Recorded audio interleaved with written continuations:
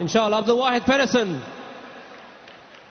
Bismillah, assalamu alaikum wa rahmatullahi wa barakatuh. Such a great pleasure to come up here, and the first thing to do is take Shahada from a new sister entering Islam, mashallah. It reminds me of the day when I had to do that myself, which is close to 25 years ago by now, by the endless grace of Allah Azza wa Jalla. Let me first reiterate a few things, because not so long ago my country became the focal point of interest on Muslim matters in the world, not because of anything good, but because we had a newspaper bringing deep and profound insult to Prophet Muhammad sallallahu alaihi wasallam.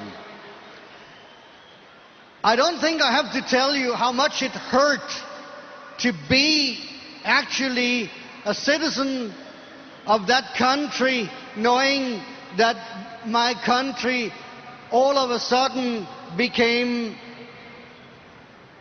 in the eyes of the Muslim, the enemy. Let me make it clear to you though, although I'm sure all of you know that actually who did this was just a small group of people, and we will find them wherever we go. We will find people who hate Islam. We will find people who will do anything to defile Islam. What we should know, nevertheless, is that a lot of good came out of this incident. They have plans, and Allah has plans, and Allah is the best of planners.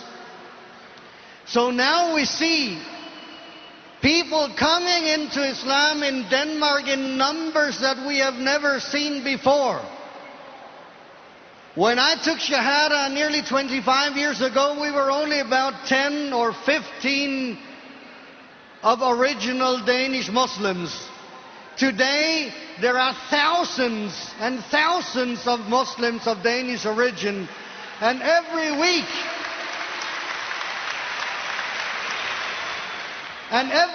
I have coming into my office 2, 3 or 4 people to take Shahadat Islam. Alhamdulillah. So they thought that by defiling our noble Prophet Muhammad sallallahu alaihi wasallam, by throwing dirt on Islam, they could turn the tide. But that was not the case. We turned the tide on them, Allah turned the tide on them, and today, mashallah, we see a lot of good coming out of this whole incident, right back where it started. Alhamdulillah. Now, seeing this, and being myself a European, there's an issue which keeps in my heart and in my mind becoming more and more important, which is expressing Islam into the European mindset. That could be the American mindset too. For many years I was sitting in the mosque every Friday, listening to the Imam giving his khutbah in Arabic or in Urdu or in Turkish or in Albanian, and I did not understand one word of what was being said. Alhamdulillah, we were there for the khutbah and we listened attentively, many of us not understanding one word, but slowly realizing that we have to do things a slight bit differently. For that reason, a number of good brothers and sisters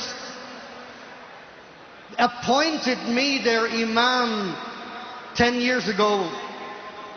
I don't think I qualify for that position, but they put the obligation upon me, and I've had to lift it ever since. And I've realized the importance of doing exactly that, because our youngsters, even the children of Pakistani immigrants, of Arab immigrants, of Somali immigrants, of Albanian immigrants, whatever, they do not understand their mother language.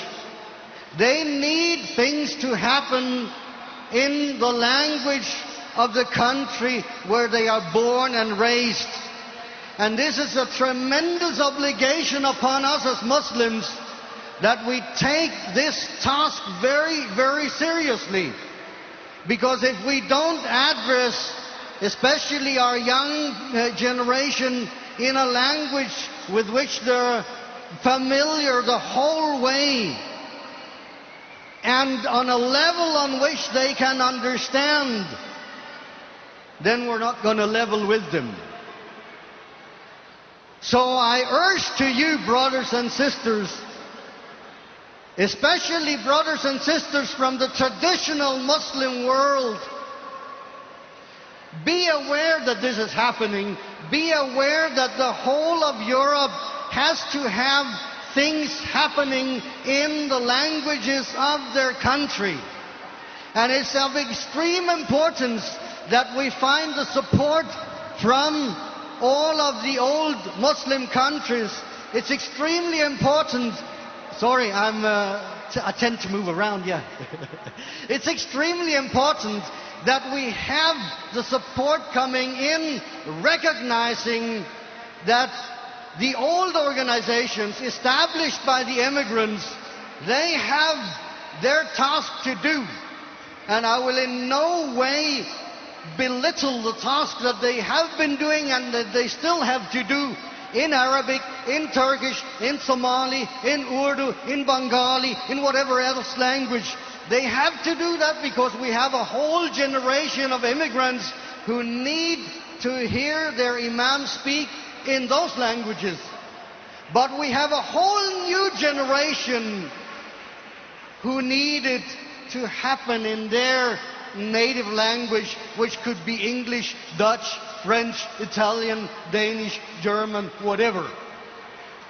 If we do not take this task very seriously, brothers and sisters, we're gonna look at a lot more trouble than what we're looking at already. Because then we will not just have the outsiders turn on us, then we will have our insiders turn on us too. So, there is a reason when Allah sends this sister that we have just seen take her shahada here, when Allah lets people like me and other people of European origin come to Islam, there's a reason for that.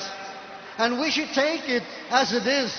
Allah did not create us one tribe or one nation. He created us, as He says in the Quran, in tribes and nations so we can learn from each other. And we have to recognize that there's a reason for Him sending Islam into the heart of Europe, and that we who are here now as Muslims, we have a job to do. Roll up your sleeves, get to work. We have work to do out there, and we all have to lift our share of it. Wa jazakumullahu khairan. Wassalamu alaikum wa rahmatullahi wa barakatuh.